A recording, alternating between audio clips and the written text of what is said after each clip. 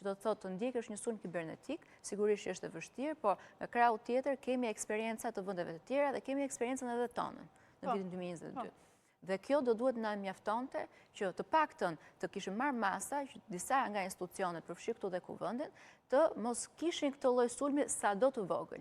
Pra, edhe nëse nuk dalin të gjitha të dhënat që ne pretendojmë që ka, gjithsesi fakti që kanë dalë një pjesë apo janë fshirë një pjesë të dhënave të administratës, punonjësve të administratës të kuvendit të Shqipërisë, mjafton.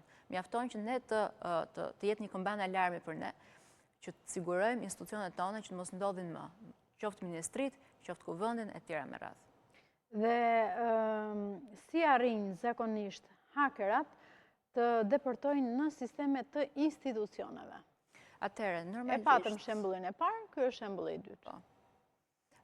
Janë sulme kibernetike, të cilat kryen, unë e thash në fillim, është që sulm hack and leak, pra të hakeron dhe më pas publikon me qëllim uljen e integritetit. Pra, në fakt në vetë vete, edhe nëse nuk ka një dëm dhe nuk prek një infrastrukturë kyçe, apo infrastrukturë kritike, si që mund t'jenë aeroportet, portet, si që mund t'jenë spitalet, energjia, bankat, e tjera me radhë, gjithsesi në vetë vete, një sulm kibernetik që i ndodh një vendi, është ulje e integritetit për atë vend.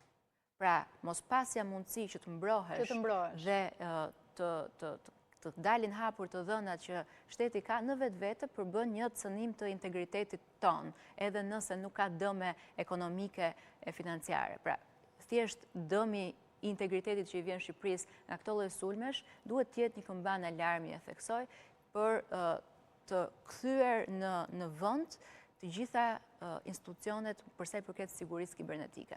Thashë, përmenda, kemi disa institucione që merren me sigurinë kibernetike. Sigurisht që siguri kibernetike A ushtua siguria kibernetike pas 2022-shit? A investuam ne diçka më tepër rreth sigurisë kibernetike në vendin tonë dhe në institucion?